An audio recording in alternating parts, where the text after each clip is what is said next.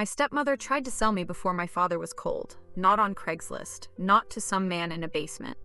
She did it the American way, with a trust attorney, a private clinic, and a 6-bedroom house in Houston with a wine wall, and a prayer room nobody prayed in. My father, Charles Mercer, died on a Tuesday at 3:14 in the afternoon. By Wednesday night, my stepmother was already calling me unstable in front of caterers. By Thursday morning, she had a doctor willing to sign papers, saying grief had triggered a break with reality. By Thursday dinner, she was trying to move me out of the family house and into a wellness center in Arizona until everything calmed down. She almost got away with it too. I was 26, back home after years in Chicago, and already marked as the disappointing daughter. Not because I drank, not because I crashed cars. I had done something worse than that in my family. I had left. I had gone north, changed my phone number twice, refused to work for my father's commercial real estate empire, and built a small, ugly, respectable life where people called me Mara instead of Charles Mercer's problem child. That alone would have been enough for Vivian to hate me. But she hated me for the older reason too. I was my mother's daughter. People in my family never said that sentence out loud. They circled it. They swallowed it. They crossed themselves when they thought nobody was looking. My mother, Eleanor, used to know things before they happened. Nothing cute, not lottery numbers or weather. She knew which guests were lying in our dining room. She knew which broker across the table had forged signatures. She knew when my father's younger brother had stolen money from the company before anyone checked the books. Every time she said something true, someone in the family called it intuition. Every time she said something dangerous, someone called it an episode. Then she drowned in our pool when I was 13. That was the official story. The unofficial story was older and meaner. Women on my mother's side were born with what my grandmother called the pull. They could hear the shape of lies. Sometimes they could push harder than that. Open locked drawers, shatter glass, stop a man mid-sentence by filling his mouth with his own secrets. My grandmother called it a gift. My father called it a liability. I called it made-up Southern Gothic nonsense, right up until the night I came back for his funeral and heard the first lie in 10 years crack in the air like a gunshot. It happened in the foyer. Vivian was wearing cream because she thought black made her look severe. She had one hand on the banister and one on my father's old pastor's sleeve, while she told him, with a trembling lower lip, that Charles had died worried about my mental health. The moment she said mental health, every chandelier bulb over our heads flared bright enough to sting my eyes. The pastor jumped. Vivian froze. I stood under the light with my coat still on and realized, with a sick little thrill, that the house had remembered me before I remembered it. Vivian smiled too quickly. "Mara, you're exhausted." Every framed photo on the console table rattled at once. That was how the pull came back. Not graceful, not symbolic mean. By midnight, I had heard 3 lies and cracked 1 wine glass by accident. By morning, I understood the real problem. My father's trust was not being read at the law office. Vivian had arranged to have it read in the house, where Charles would have wanted his family together. That was bullshit, and the dining room windows banged in their frames when she said it. Charles Mercer had only ever wanted 2 things in that house: obedience and silence. The trust reading started at 1. Present, Vivian, perfect in ivory silk. My stepbrother Grant, 31, sunburned and stupid, smelling faintly like expensive tequila. My stepsister Lila, all Pilates and tears, with her husband already pacing future square footage in his head. Me and Jonah Bell, my father's attorney, who looked like he hadn't slept and wished he were dead too. The first surprise was that my father had changed the trust 6 weeks before he died. The second was that he had tied control of the family house and the private holding company to the direct blood heir in sound mind and lawful residence. Grant objected immediately because he objected to anything longer than 8 words. Lila started crying before she understood what she was hearing. Vivian stayed very still. That was how I knew she already knew. Charles never would have done that without discussing it with me, she said. The crystal water pitcher on the table burst down the middle. Nobody spoke for a second. Water ran over the polished wood and dripped into Vivian's lap. Grant shoved his chair back. Jesus Christ, Mara. I didn't touch it. Your mother used to do this freak show stuff too, he snapped. The air changed, not temperature, pressure.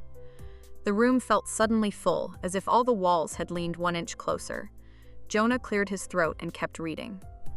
My father had added one more clause. Any challenge to the blood hair provision required disclosure of all medical, financial, and custodial arrangements made in the last year of his life. Vivian stood up so fast her chair hit the floor. This is absurd. The grandfather clock in the hall struck once. It was 1:13. It had been broken since 2018. I looked at Vivian, at Lila, at Grant, at the way all three of them were suddenly avoiding each other's eyes. Then I knew. They were not panicking because I might inherit the house. They were panicking because of whatever the last year would expose. Vivian recovered first. She always did.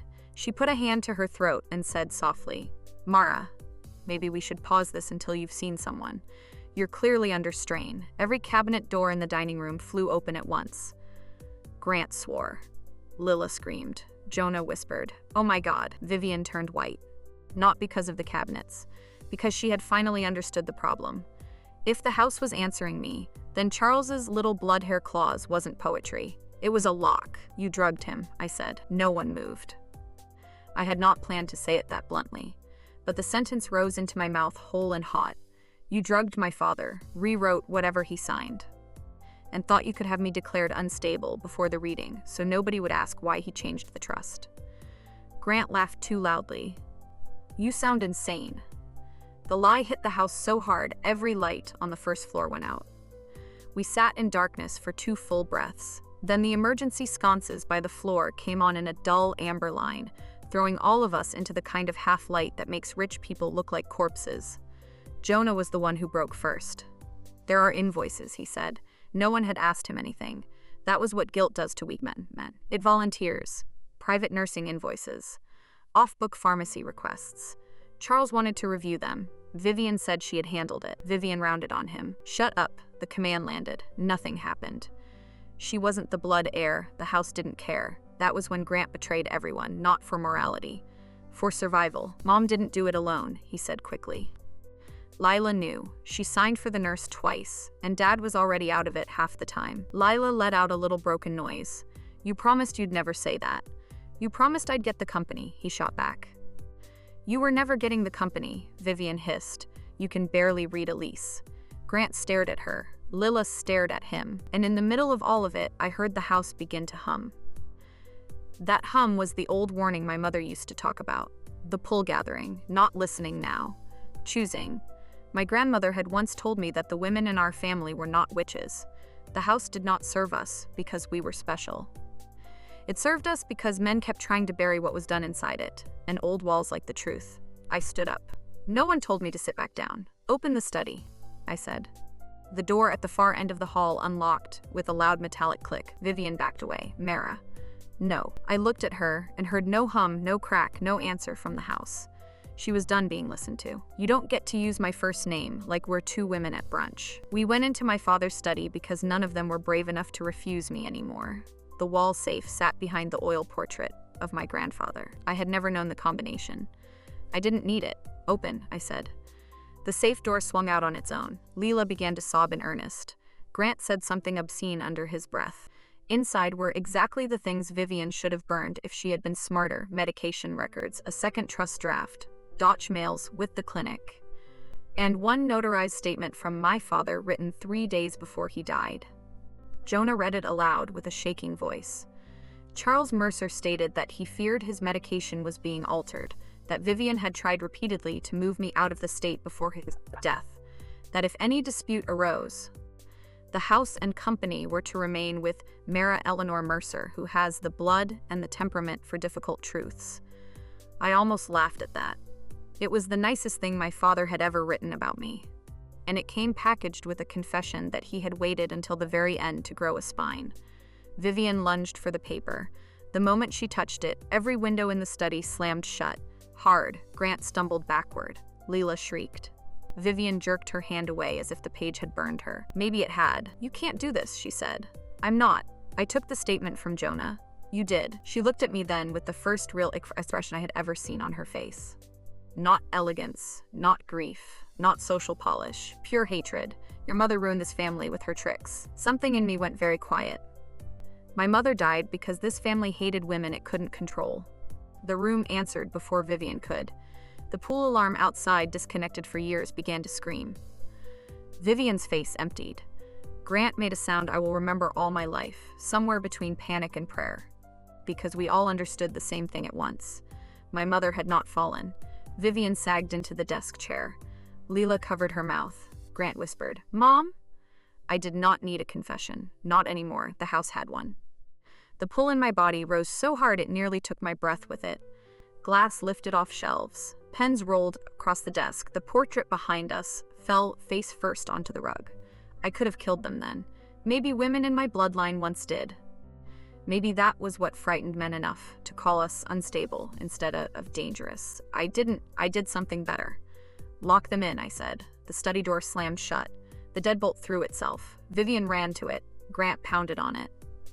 Lila dropped to the floor, crying so hard she hiccuped. I stepped into the hall with Jonah while the house held them like a fist. "Call the police," I said. He stared at me. "What do I say?" "Tell them the widow poisoned the patriarch, manipulated the trust, and tried to have the daughter committed before the reading. And if they ask how you know." I looked back at the locked door, at the old wood, at the house my father had filled with liars. Tell them the family finally started talking. By sunset, the police had arrived, then the ambulance, then 3 separate lawyers with identical expressions. Vivian was let out first, shoes in her hand, because she had broken one heel trying to kick open the study door. Grant followed in handcuffs after admitting to helping alter invoices. Leela went last, mascara down to her chin.